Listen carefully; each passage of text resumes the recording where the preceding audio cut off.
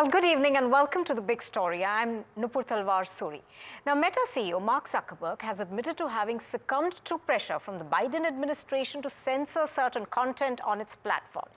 In a letter to the US House of Representatives, Zuckerberg said that they had to make some changes that with the benefit of hindsight and new information that they wouldn't have made today. Now, there are two parts to the story. One, the admission that the Meta boss was arm-twisted and that he gave into that pressure at various points. And the other is the implications that this could have on free speech. Joining us on the show are Deepro Guha, Senior Manager at Quantum Hub, and Kazim Rizvi, Founding Director of The Dialogue. But first, we play out this report. Good evening, gentlemen. I'm just going to come to you. But first, of course, as I was earlier saying, we play out this report on Zuckerberg's letter from NDTV Profit's Alisha Ali. Meta CEO Mark Zuckerberg has admitted that Facebook was repeatedly pressured by the Joe Biden government for months to censor content, particularly regarding COVID-19. In a letter to the US House of Representatives, Zuckerberg said that the platform had to make some changes in content moderation. Zuckerberg said that the White House repeatedly asked them to censor content, even including humor and satire. When Facebook did not agree with the censorship, the Biden administration expressed a lot of frustration. The Meta CEO said that ultimately it was the company's decision whether or not to take the content down. However, the government pressure was wrong and he regrets not being outspoken about it. Zuckerberg recalled another episode in the letter. He said that FBI warned Meta about a potential Russian disinformation operation about the Biden family and Burisma in the lead-up to the 2020 elections. Following this, Meta demoted a story on corruption allegations involving Joe Biden's family. But Meta CEO claims that reporting was not Russian disinformation and the story shouldn't have been demoted. All right, so that is in a nutshell what happened today. Coming to you first, Kazim. Now, Zuckerberg's admission, of course, points to how much governments actually would like to influence content on platforms, and perhaps that platforms also need to do their homework before they succumbed to this pressure. How do you view the disclosures that have been made by the Meta CEO today? I think there are 2 points. I think one is on the whole COVID-19 situation, and the second is around Hunter Biden. Let's just look at the COVID situation. That was a unprecedented situation back in 2020, 2021. We were living in times which required certain actions related to public emergency.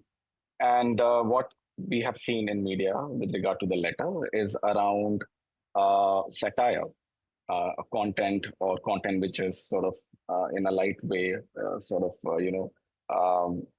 which is being pushed out on platforms. Now, obviously, the letter states and the media report state that Facebook was asked to moderate those type of content. And there is, if you look at it, it's a 50-50 case. On one hand, yes, public emergency, unprecedented situations do require greater amount of action on the part of platforms to make sure that the platforms are sanitized, and especially related to COVID-19, which was a pandemic at that time. But again, there is also a case of free speech, and the fact is free speech is subjective. It differs from jurisdiction to jurisdiction. In the US, you have the First Amendment. So free speech is definitely an absolute right. But that applies to state. When it comes to private parties, that is not necessarily the case. So if you apply that logic, then definitely companies may need to alter, may need to sort of look at correcting or taking down content wherever it's needed, especially in cases of emergency, which was definitely at that point of time. On the other part of the letter, in which media reports are coming out with regard to Hunter Biden, I think definitely if you look back in hindsight, Mark Zuckerberg is correct. He shouldn't have taken it down because there was no evidence with regard to the Russian disinformation campaign. So these are all subjective actions. It differs from different countries to different countries, and platforms usually try to keep content on their platform as much as possible. Obviously, there will be certain requirements on the part of the state, and the government has a right to request takedown wherever it deems necessary. and the platforms can then go to court or take a different action or a legal recourse. Um, in this case, it appears that they reached out privately, which is also all right. I think it depends largely on where you are operating, when it comes to these issues. All right. Let me go across to Deepro now. Now, how do you see this in the Indian context? And do you think that due to certain cultural sensitivities that are involved in India, India perhaps may be a more complex sort of a case? Uh, Most definitely, the contextuality of content moderation in the case of India does make it a little more complex. We have so many different languages, so many different dialects, so many different cultures. And that plays out in the social media platforms when it comes to posting stuff, what is acceptable, what is not acceptable, etc. But having said that, just zooming out a little bit, I would like to right off the bat mention that any sort of government control on free speech is problematic, and anytime the government gets involved with telling platforms what to take off is always a little bit problematic, because then it gets into the zone of controlling narratives, controlling what oppositions have to say, etc. Which is why today most liberal democracies have systems in place where only really illegal stuff is allowed for the government to take down, for them to tell the platform to take down. And even then, there are checks and balances in place, like written orders, review of these orders, etc. Now, in the Indian context, as Kazim was saying, we don't have an absolute right to free speech like the US does, which is why it's a little confusing as to why the report that you were talking about, Meta, adhering to those government pressures, why it went down like that. But in the Indian context, we do have certain exceptions to free speech. And these play out in our IT rules, where it's a detailed list is given as to what a social platform should not have up, including misinformation, stuff that is injurious to the security of the nation, essentially. And ultimately, it is for the platform to figure out what those things are, and those are of course vague. They aren't like direct answers, right? It's not a 1 or a 0. And this is and in the Indian context, then that plays out in different contextual elements. What is the security of the state? What is sometimes caste is, what is not caste is. This is understood as different in different points in the country. So that's the problematic element. And then when the government gets into such vague questions and offers takedown orders, etc., that's where it sort of gets problematic. Right. Kasim, now, the other part of it obviously is that the letter also opens up the debate about the role of social media companies in shaping public opinion. Now, this is done by influencing information that is available to the people. In this particular point, the Hunter Biden episode particularly does seem to highlight that Facebook did try to control the kind of information that was going out. Now, whether it was due to US government's pressure, that's another point. Yeah, possibly that may be the case. I read somewhere that they were trying to demote the content which was being uploaded on Facebook.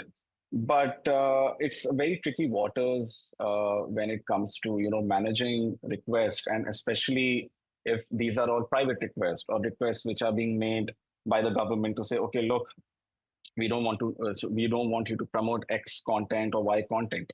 Um, Ideally, process should be through a legal process. I mean, the takedown process should be through a legal sort of letter. And in India, we have a very robust process when it comes to content moderation or content takedown. So in the US, I think the challenge lies with platforms is finding, okay, what kind of content should we take down and what not, especially depending on the current political situation, depending on how platforms are usually taking down, depending on how aggressive the governments also may be when it comes to requesting platforms to take down content.